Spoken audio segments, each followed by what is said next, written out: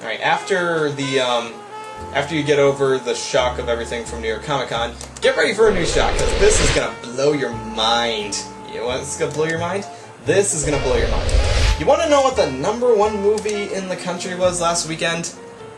Guess. I bet you can't guess. You can't possibly guess what it was.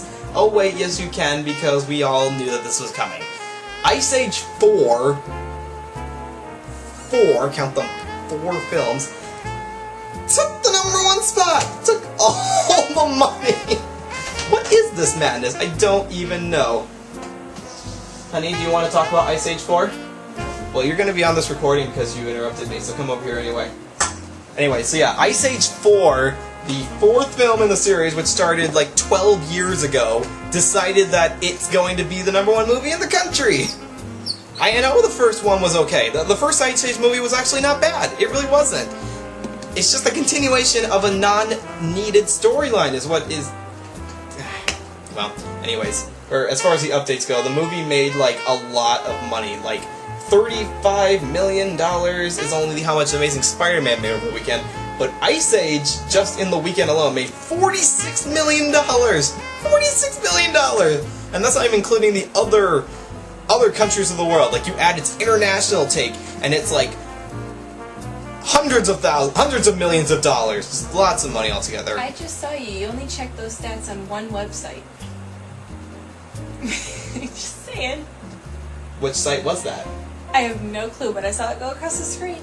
If you ever want to check up on how much money a site is making, how much money a movie is making, there is a site called, I think it's like Movie Dojo, which keeps track of all the international and national intake that a movie's been taking in. So that's a good...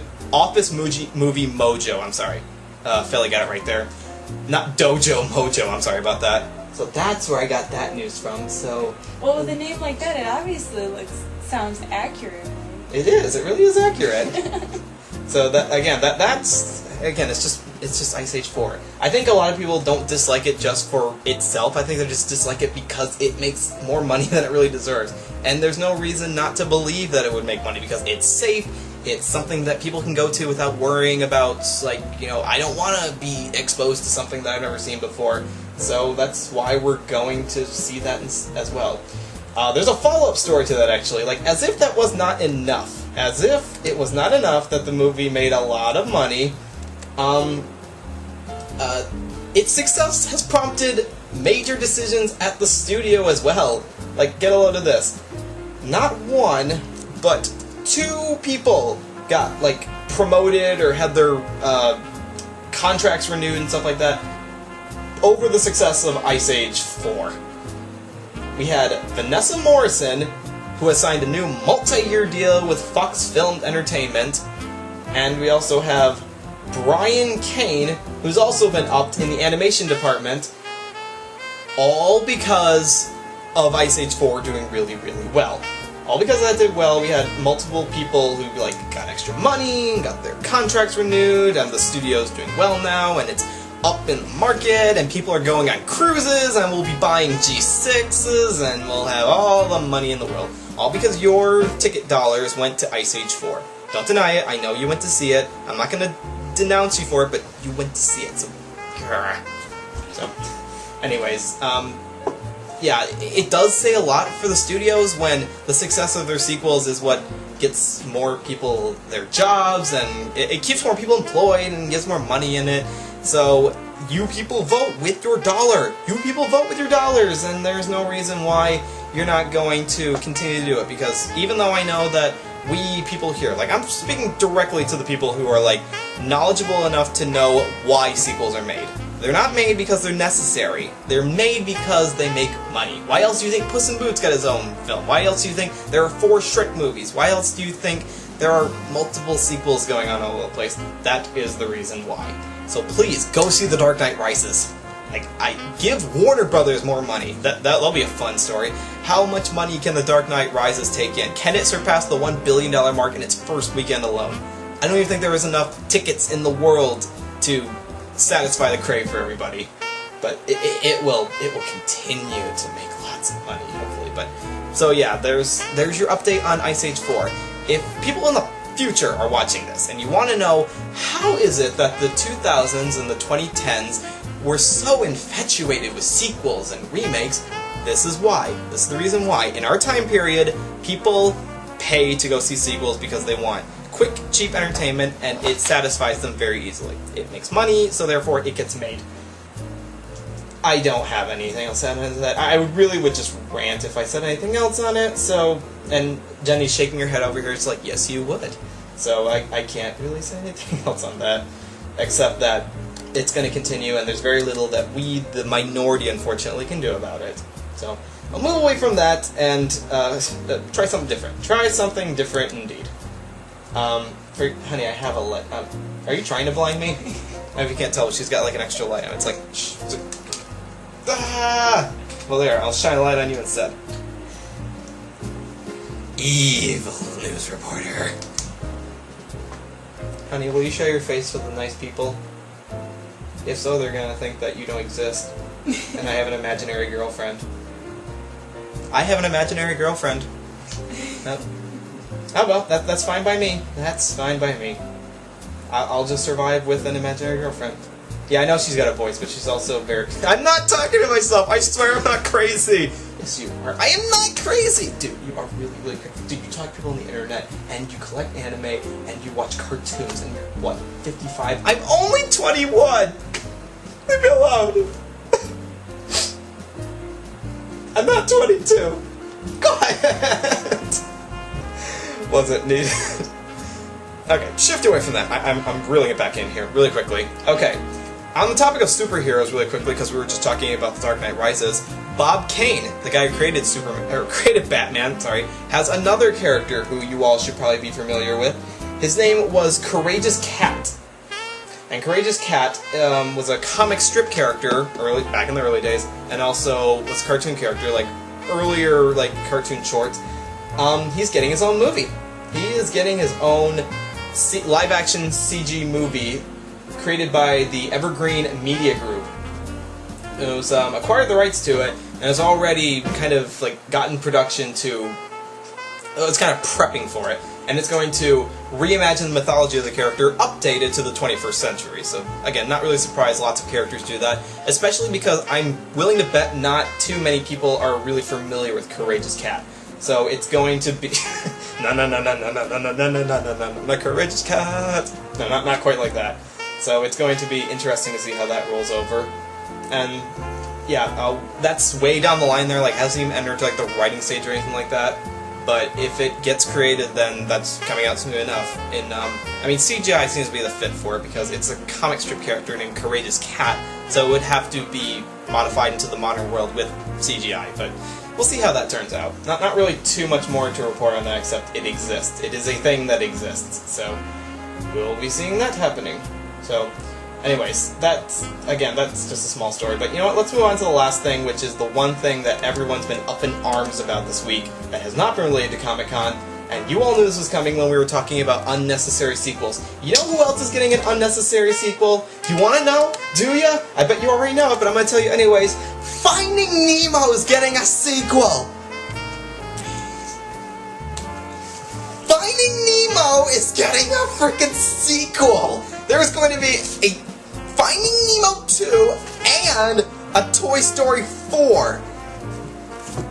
It does not make me happy, and it should not make you happy either. You want to know why? Because, not just because the first Finding Nemo was fine just as is. There was no reason for a follow-up to it. There was nothing necessary for a sequel. No, it's not just that. It's not that the movie came out almost 10 years ago. Again, we've seen sequels to films that come out well after the original, and they work just fine. The problem is that this is not in tone with Pixar. The Toy Story sequels were fine. They worked along the continuity of a child growing up from childhood to outgrowing their toys, and you kind of show the toy's evolution for it too. And it was a toy it was a toy story that no one had ever created before. It was very original, and it worked. Finding Nemo is not exactly an original story on its own. It had a brilliant execution to it. It was really well put together, and it looked really amazing, which is why I'm not so worried about the 3D re-release for it. It's like, it exists. let it make its money. But the problem is that Pixar does not exist to make sequels. It never has.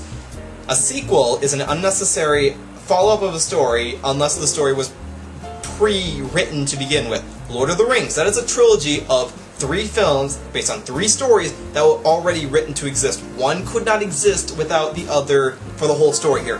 Finding Nemo exists by itself. It is self-contained. It does not require a sequel. What's the story gonna be? Finding Nemo? What, are they gonna Finding Dory? What?